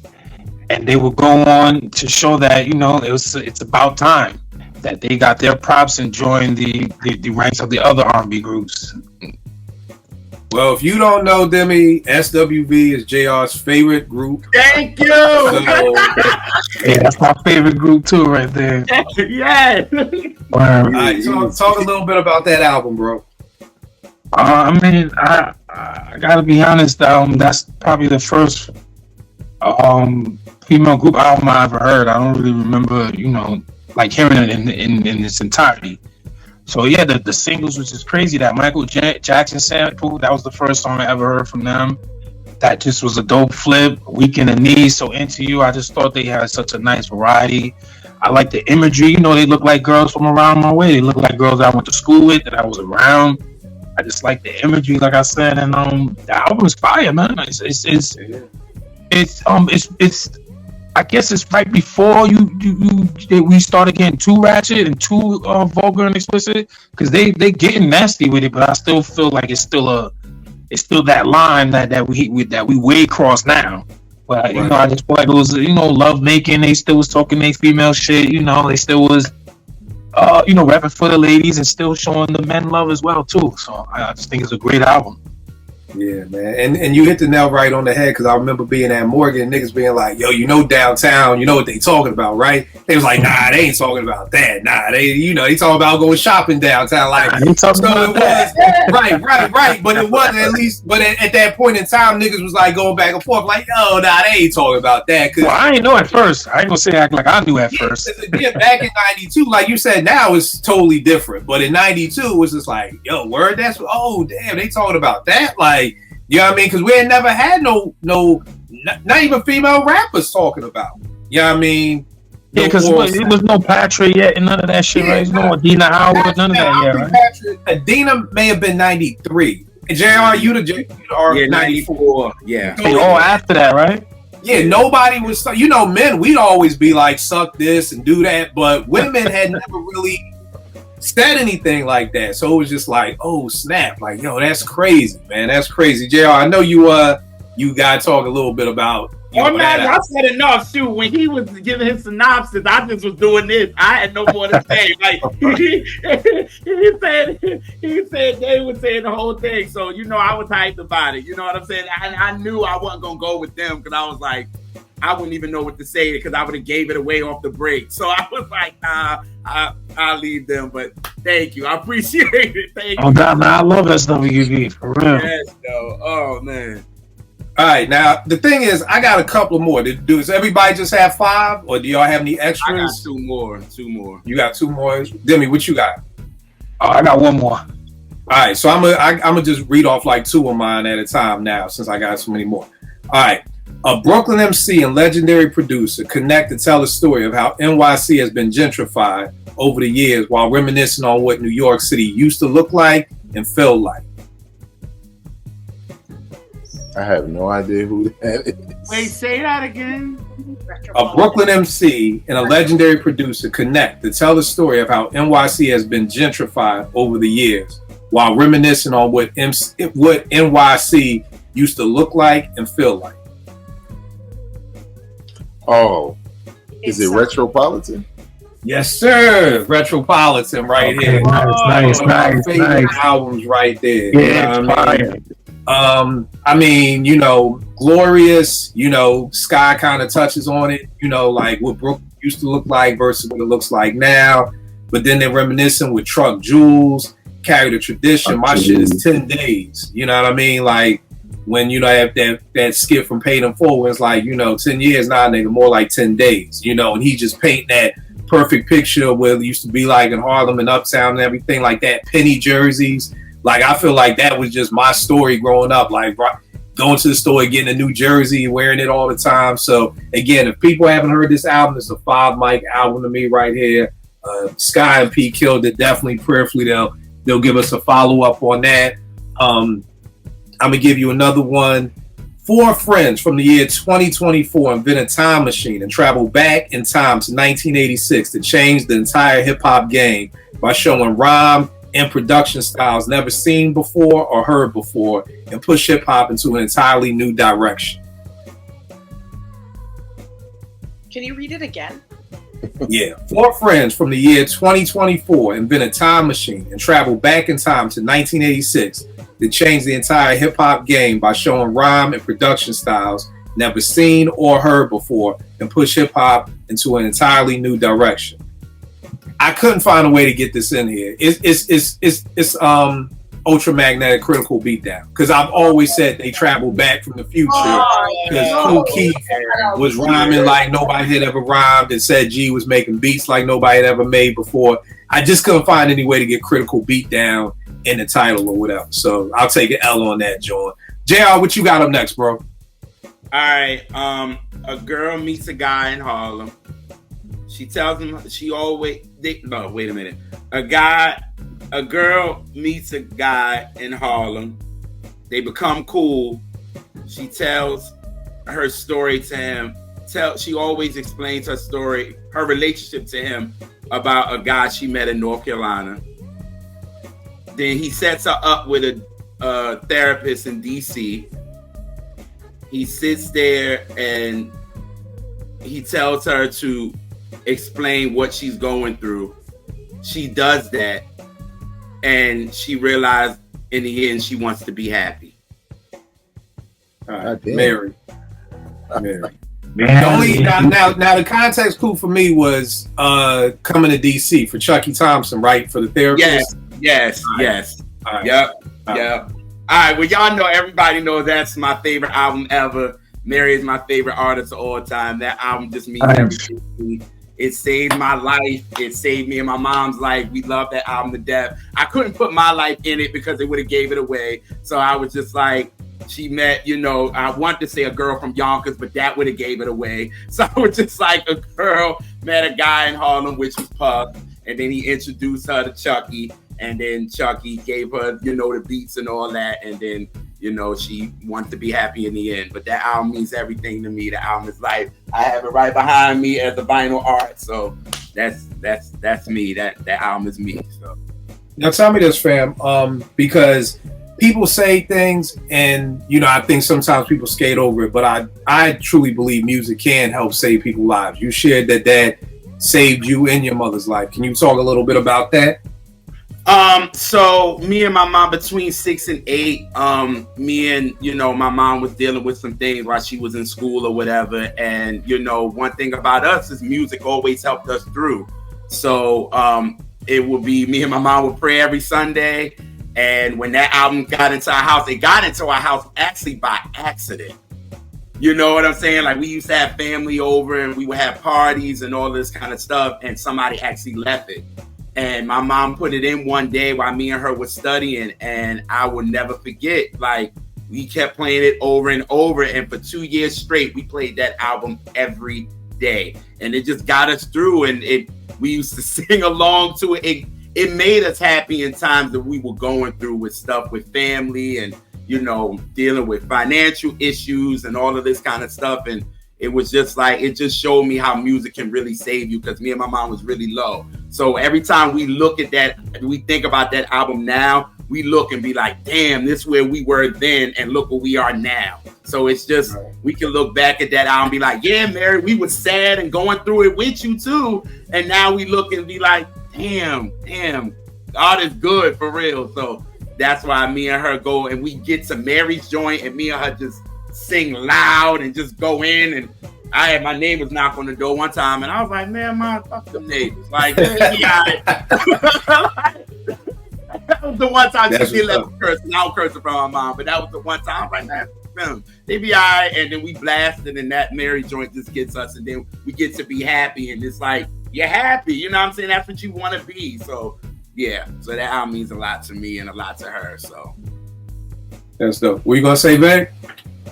I was gonna say, just to kind of go off of what JR was saying, back when I was still in B-More, and I was doing a different show for EAA called The X Factor, every now and again we would do like these album reviews of like classic albums. And we would do all this research and have like a round table of guests and play songs and talk about them.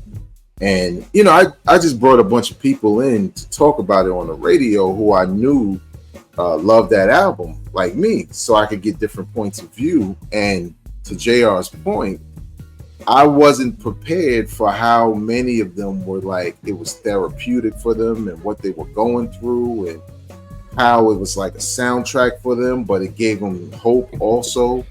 And it kind of it kind of threw me for a minute because I love the album too, and I kind of feel some of that, but I had no idea the impact it had on a lot of listeners and why other people love it so much. So to your point, it's a lot of people who feel the same exact way about that album. Yeah, that's dope. Definitely one of the dopest albums ever, in my opinion, of any genre, not just R&B, but of any genre. Vague, what you got up next? All right, next I got a man once backed by a team of gunslingers embarks on a journey that is now a solo mission, trying to survive the streets, prison, family, and himself. The quote-unquote wonderful world sees him as black trash, but Kirk Jones wants to show them otherwise. Right. If you are a fan of Apartment 5B, you know how much Porsche and Vague love Sticky Fingers Dolo album. Yes. Yes. Yeah. I have that on my list. Now, see, I would love Porsche. Tell me your. I want to hear what your joint is. Oh, I have to. Okay, I'm gonna adjust mine a little bit because it was okay. So a man comes home on parole and links up with his friend. They get confronted at a club. He borrows a weapon to get his revenge. We get to hear a portrayal of his conscience as he thinks about the stuff that he's done. But he continues to spiral downwards through violence and tragic self-destructive consequences. Right. I couldn't incorporate the name because it just didn't really fit anywhere, the autobiography of Kirk Jones. But yeah, I absolutely love that album. Vegas, I love that you also mentioned it. Fire album. So, Vague, talk a little bit about that joint. Why you rock with it so much? Well, to be totally clear or transparent with everybody, I refused to listen to it when it came out. Yeah. Because I was like, what? Look at the album cover. Like, I don't want to hear this shit. This is when I was producing Strictly Hip Hop, and it was like, nah, it's a concept. They were explaining everything. And I just couldn't see it because I was so stuck on, who Sticky Fingers was with Onyx. And I knew the singles were cool, but I couldn't see it. And, one day going to work, I had a long trip where I had a couple stops, no car. So I'm taking, bus to bus kind of situation. And I just listened and I was like, wow, this might be the best concept album I've ever heard in hip hop. Because one of the things I liked about it the most wasn't only that Sticky was playing a character and there were skits, but the skits tied into the songs, the guest appearances, they played parts in the story as opposed to let's go over here and bring Redman in. Like, no, everybody played a character.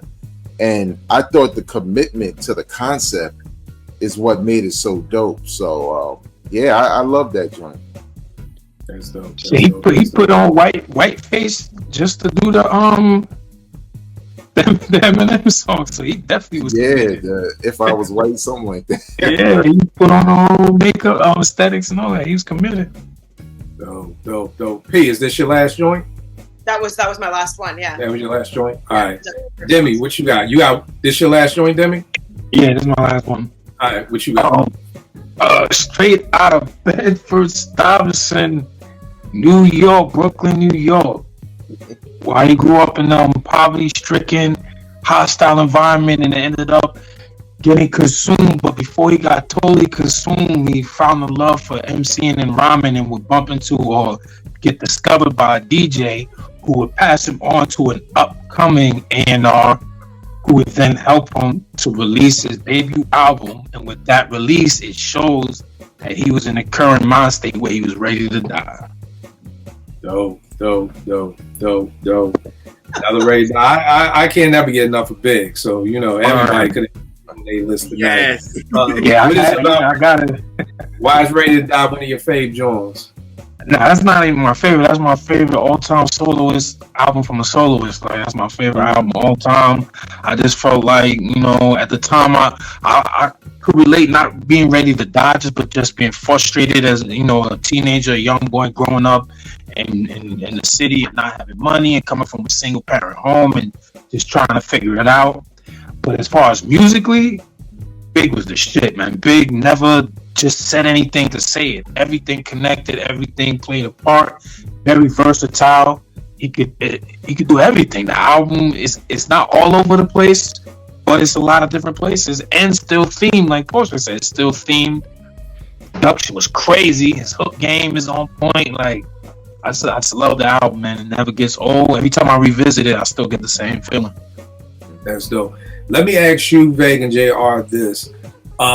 Being from Brooklyn and the same Demi for Queens, did y'all ever get, because you had so many MCs that were dope, you know what I mean, coming out, when Big dropped, was there like more of a sense of pride, or is it just like, this is just what we do? You know what I mean? Like, I think being from Philly, like when Black Thought, there was a sense of pride, you know, when Illadelph dropped, because it was like, yeah, we can stick our chest out. Or when Beans and Kiss was going back and forth, it was like, yeah, we got this. But for y'all had Kane, like y'all had all the dope MCs from day one, whether it's Queens with Run and L, or whether it's Brooklyn with Kane and Houdini or whoever. So when Big dropped, was there like an extra sense of like Brooklyn pride, or is it just like, nigga, that's just what we do? I mean, for me, it was kind of both, because it was like, it was a sense of pride a little bit, because this is when the West was starting to take over a little bit. So I know for Miles, it was like my dad was rocking with that. But when Big came out, it was like, oh, thank you. This is relief. You know what I'm saying? He's representing for the hometown. Like, this is, all right, this is, even though it's bad style, but we Brownsville, but still, it was like somebody is representing where we from. You know what I'm saying? So it was like, now my dad was like, all right, cool. You know what I'm saying? Now we got it, because he wasn't the biggest Nas fan like that. So he wasn't on Illmatic like that. Mom's was, but he wasn't. So when Ready to Die came out, it was just like, oh, thank you. Okay, cool. We good. We got it back. So that was that. But then on the other hand, it's like when you listen to it, you like, it felt like Brooklyn. So it was like, it felt like home. So it was like, we do this. But again, it just felt like a sense of pride on where hip hop was going and where the West was doing with it. It was like, we got this. You know what I'm saying? So that was in my household. What about you, Vag? I think it was different for Big, because for a couple of reasons. I think with Big, being from Brooklyn, there was a number of people who came out from Brooklyn, like you said, Big Daddy Kane, J. Rue, Boot Camp, stuff like that. But Big was so Brooklyn in the way he talked. And he even put like Brooklyn slang in, like saying Duke. Like, I had never heard nobody say that before. Like, that was from Brooklyn within their rhymes. And it didn't dawn on me until he did it. He just represented Brooklyn and Bed-Stuy to a degree that I think the others necessarily didn't, even though they were mentioning it from Brooklyn, they were big up Brooklyn. He just felt like one of the people more than a rapper who ascended, right? You could easily identify with him as a dude that grew up in Brooklyn without him having to say anything. And I think a lot of it just had to do with him, just not that anybody else wasn't being authentic, but he had a sense of pride himself in Brooklyn, where that's the first thing he wanted to say, if he could say it, right? Spread love. It's the Brooklyn way.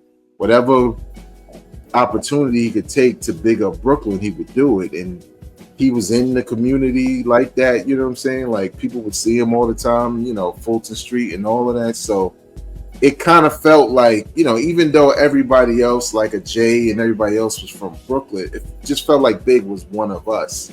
Like, he wasn't even making millions of dollars. He just was there to represent us on the hip hop stage. So I think it was a little bit more of a sense of pride with Big, as you saw when they, ran his hearse through the neighborhood and they hypnotized. That was a Brooklyn moment, you know what I'm saying? But that was Big. So, right. And what about you, Demi? Well, I want to elaborate too on what Vic said too, because that was a point I was going to make. But I just want to say real quick, for me, my perspective is a little different, because Big is my first favorite soloist. Like, you got LL and Ice Cube, But that was from that's like from a distance. That's from them being stars already. I seen Big from his inception, so I have a different connection as far as with Kane and all of that stuff. That's it. So for me, it was definitely a sense of pride. It was definitely just like the hardest shit out, because to me, the only thing that was hard out was Onyx. So I know Coogee was doing his thing, but I think he just was a little more lyrical and clever with it. Like Biggie was a little more hood, but like what Vay said, I think the difference is like when I check with people who are older than me, I think they agree with is Big too, because like he said, Big wasn't a star. I feel like, meaning, you know, he became a star, but Kane was a star. You know what I'm saying? Kane had the look, he had the swag, he wasn't no street, and not that you have to be no street nigga, but he wasn't no street dude. Kane was a star, man. The charm, Biggie was charming too, but like Vay said, man, you could tell he was straight out of Brooklyn. You could tell he was someone that, this is the point my pops used to make. A lot of people were musicians coming in the industry. Then it became people just trying to make a hustle coming into music. So even though Big was good, I feel like he fit that more mold. He was trying to make a hustle. He was trying to get in the game, but he really wasn't a musician. So I just think he was able to connect with the people more, like Vay said, like, you know. All right, no doubt.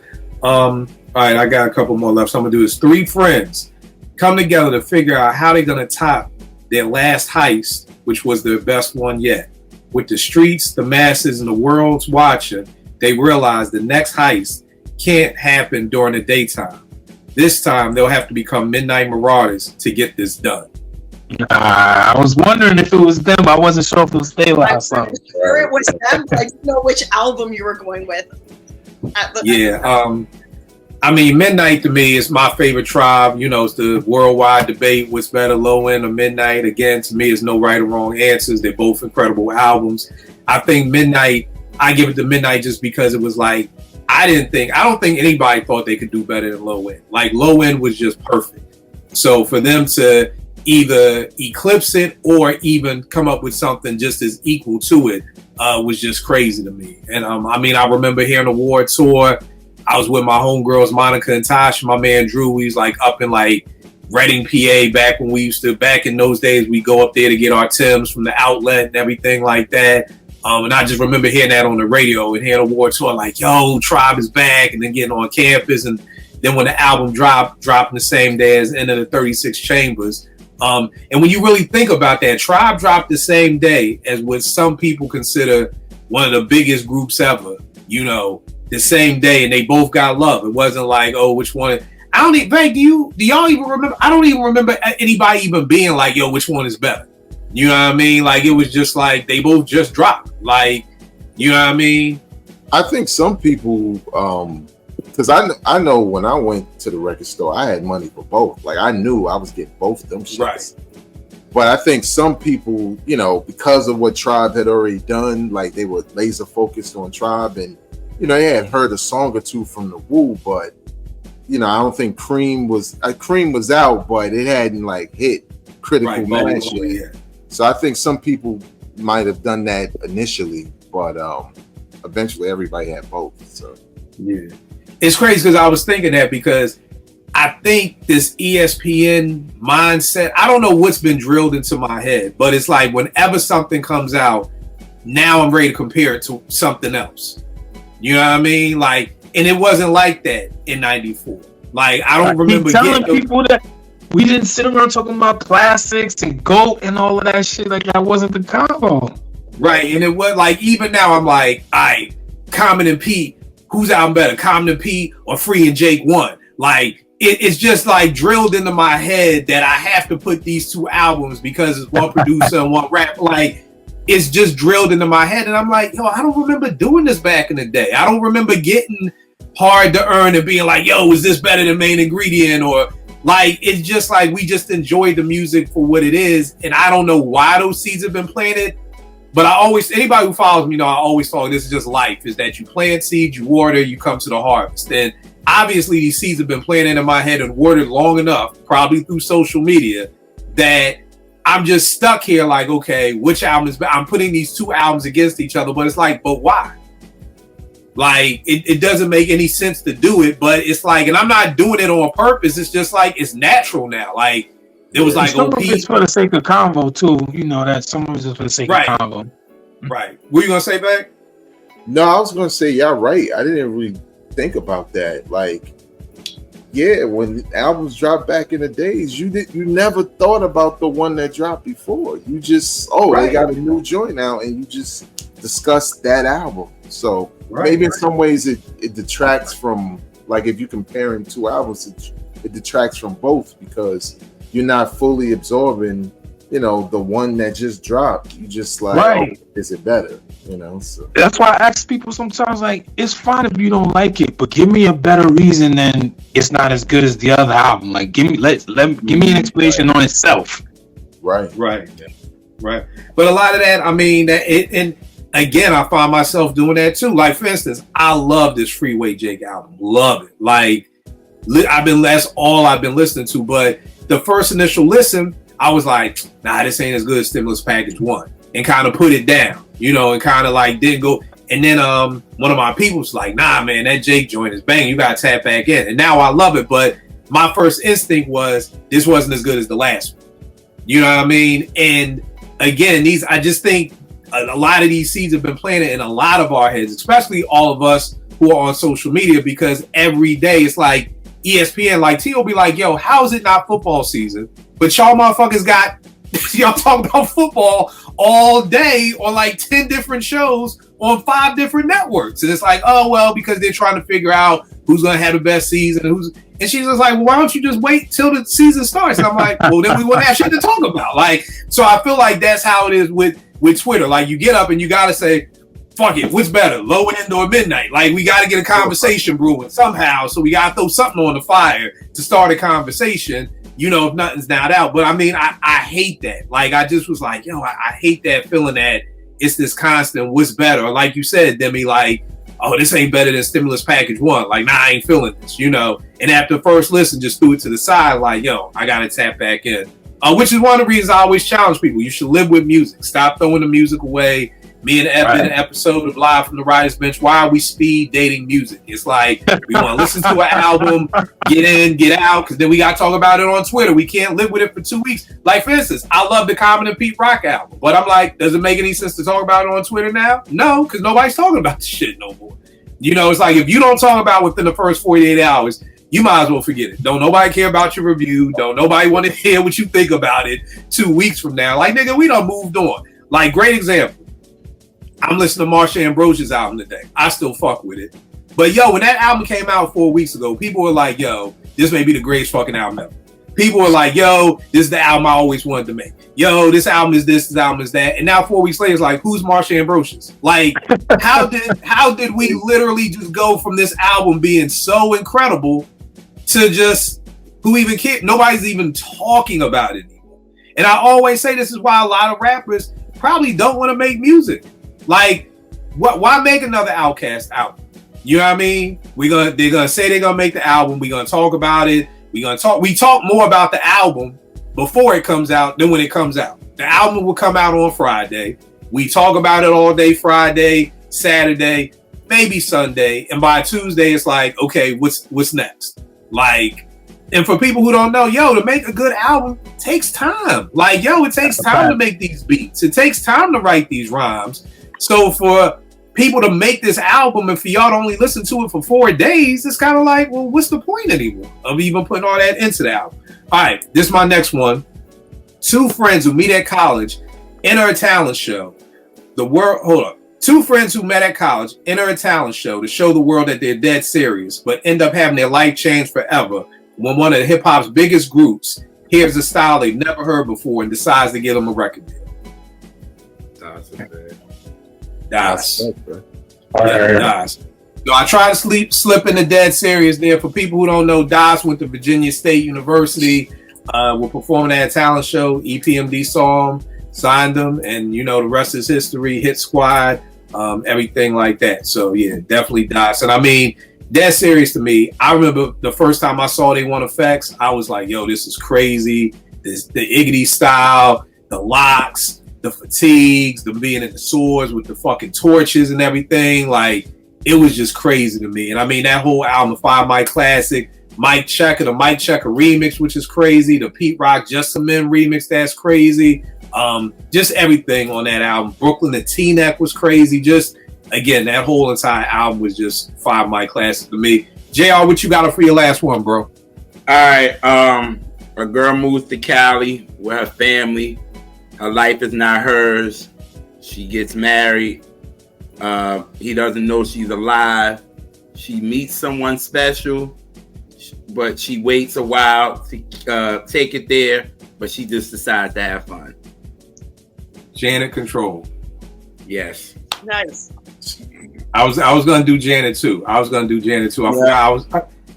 forgot how I was gonna word it, but yeah. I was gonna go somewhere else, but I was like, I'm not gonna throw Control in there because it was just gonna be too obvious. Or I was gonna say a girl from Indiana and went to Cali with her family. I was like, that was gonna give it away too. So I was just like, let's just go like that. So yeah, that was it.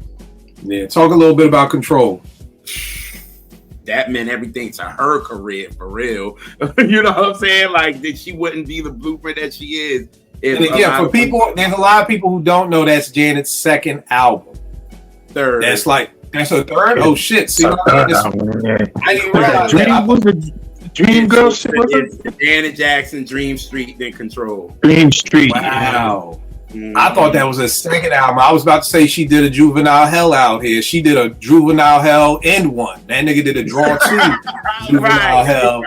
Because there's a lot of people who believe that Control is her debut album. They do. You know what I mean? So again, y'all, you see this why I keep smarter people around me. It's actually her third album. I had no idea about that. Yeah,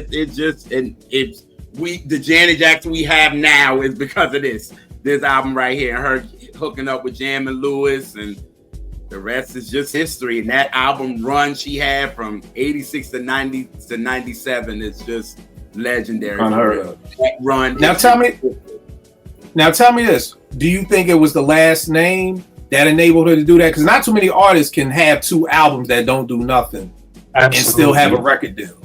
I think, that too, but I also think, come on, she came out in 82, at the end of 82. That was wrong. Your brother coming out with Thriller, it was a rap. Like, you're not going to get no love like that. You know what I'm saying? And then you go to 84 and he's still popping with Thriller. Nobody's taking nobody serious. You know what I'm saying? So it was like, them 2 albums, it was just like, nah, you know what I mean? So she was like, look, I'm going to try this one more time. And I'm going to try. They got a top-notch production too, though, on that third one. They spent some money. Yes. So yeah, I was going to say, who was producing the first 2 albums? Do you know? The first 2 albums, the Janet Jackson album was with actually Leon Silvers and Angela and Renee. They did that. And that shit wasn't dope? It's dope. It's dope for real. But at the end of the day, it's like, that's Michael's little sister. That's what they looked at it as. So it wasn't gonna get the love that it was anyway. And this is the time she's Charlene on Different Strokes. So it's nobody paying it too much attention for real. And by the time you do Dream Street, it's like they like, man, that's Mike's little sister, man. She ain't doing nothing. You know what I'm saying? And she's acting in Fame by this time. So her acting career was busting off. But then she was like, I'm going to do it one more time. And she got with Jam and Lewis, and we saw the rest is history for real. They took her out of LA and brought her to Minneapolis, and we got this. So, yeah. All right. Dope. Vay, what you got for your last one, bro? All right, for my last one, from the slums of Shaolin comes a man set on a journey to leave boom bap behind and craft the perfect poetry for the ladies. A wizard with words, he encounters lovers, friends, adversaries, and more on this yellow brick road to pure hip-hop wizardry. Ghostini. Talk about that album, man. A Ghostface album a lot of people don't talk about, man. Yeah, man, it's leaving the boom bap behind, and it's essentially doing something that Ghost has always done in his music, at least a song or 2. He's always been a big fan of soul music and R&B music, and He's appeared on, you know, like what is it, the Freaking You remix and other R&B records, and he always kind of had like a pretty dope rap verse to go with the R&B stuff. So I think this was his way of leaning into that category a little bit more with an album. It's a lot of dope, like funny storytelling in there. Also, just like with Sticky Fingers, his features play characters in this story. Like what's her name? Style plays a woman who he meets on the street, and she's pregnant, and he's trying to shoot game to her, but you know, he sees that as, and the way he rapping is just like really dope and fly. And even a song he got with Fabulous, where Fabulous is like his competition with a shorty, and they playing characters, and you know, they're going back and forth. So yeah, like it's one of those albums I can see how most Ghostface fans may not like it because it's so different from everything else he's done. But I thought at the time, you know, considering what he had gave us thus far, I thought it was something that made sense for him, as opposed to this new thing that, you know, set the tone, where half of it wrote to me, but the other half I'm like, nah, I don't think that's it. But yeah, I love this album. I just think it's funny and has a lot of characters. So right, that's dope. That's dope. That's dope. Porsche, you're done, right? Yeah, I'm done. All right, I got two more. One of these is the example, so you already know what it is. Two friends, one from Brooklyn, one from Texas, moved to NYC to chase their dreams. But after 7 years, they're feeling they're not getting the props that they deserve, and they realize it's hard to earn, but they know that this time around will be different. Of course, Gangstar, Hard to Earn. One of my favorite Gangstar albums. My favorite is Daily Operation, but Hard to Earn just came at a time when I was at Morgan, and it's just like Mass Appeal, man. I think Mass Appeal is just one of them songs that's just so crazy, man. It's just like, you know, it just came at the perfect time. Vague always talks about the video, just everything about that song is perfect, from the scratches to the video, just everything about Mass Appeal, Suckers Need Bodyguards, The Planet, Speak Your Clout. I mean, just everything on there was tons of guns. Just everything on there was crazy. And then the last one I got, two best friends raid their parents' record stash to create their first album. And due to the eclectic taste of their parents' record collection, from ZZ Top to the Whole Dawn Family to Eric Clapton, they create a classic album that doesn't sound like anything else in hip hop, aka everybody sampling James Brown, and they show everybody that they strictly mean business. Oh, nice. EPMD. Which of course EPMD, I've heard stories that they, you know, for their album they just use whatever records that their family had laying around, which was ZZ Top. Like, and at this time everybody sampling James Brown. You know what I mean? So the ZZ Top from You're a Customer, the Whole Dawn Family has arrived from it's your thing, it's my thing, it's my thing. Same thing that Jay and Foxy used for Ain't No Nigga, and then the I Shot the Sheriff, that's Eric Clapton. Nobody was sampling. I don't know if anybody has sampled Eric Clapton in 51 years of hip hop. So nobody was sampling Eric Clapton in 1988 and 1987. So I think that this is just one of the reasons why Strictly Business just sounded nothing like anything else that was out, just based off of those records. So definitely a dope show, y'all. I definitely think y'all killed this with these joints, man. This is dope. You know what I mean? I was looking Vegas. You need to fucking teach a master class on how to fucking write on the spot, because nigga, I was in between meetings today trying to jot stuff down, and in between phone calls trying to get all these things done. And I wanted to do some more R&B. I just didn't even have time for that.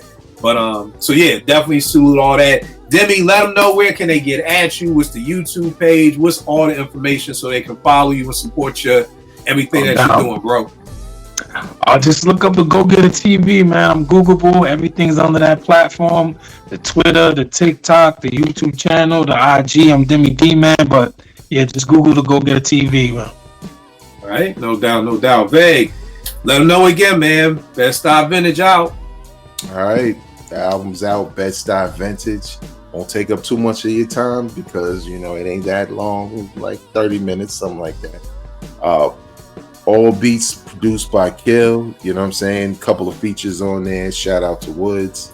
Shout out to Jarrell, who also made an appearance on the album. It's just really a nostalgic album, really personally for myself. And when I started rhyming in '94 and trying to recapture that vibe I had back then, but also, you know, I'm a way better MC now than I was back then. So just trying to, you know, trying to do our part as producer and rapper, you know what I'm saying, to join the rest of these great duos who are all dropping albums this year. So Bed-Stuy Vintage, the album, is available at vegasworldinc.bandcamp.com, but also you can check it out on Apple Music or Spotify or what's Amazon Music? Amazon Music.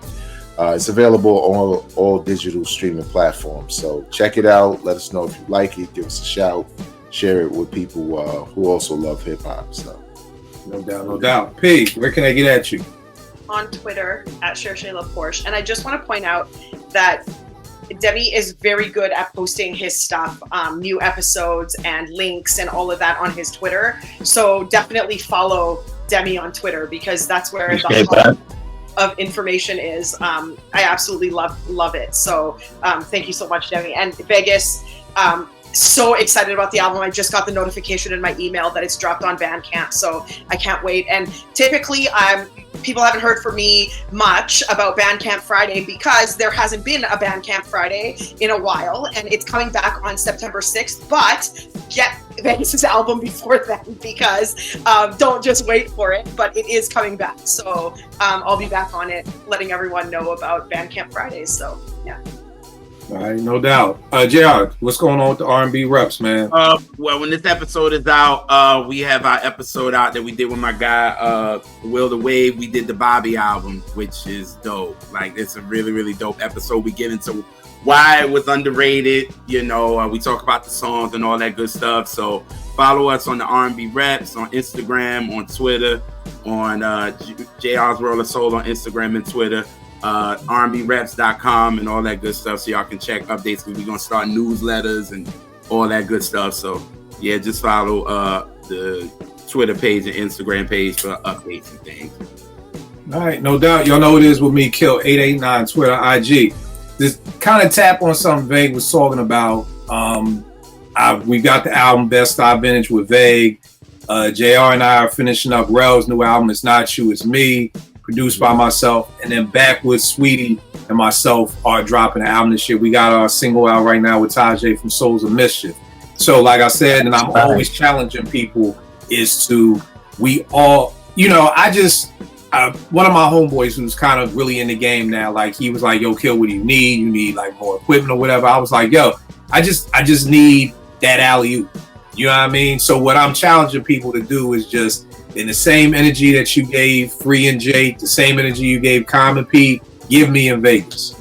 Give me in Rel. Give me in Backwoods, Sweetie. Give us the same ears that you would to a lot of these other artists that you know who are letting you down with the music. Like, that's the other thing. I'm always hearing people being let down by some of the music from the people you wait for, and there's dope music right in front of you.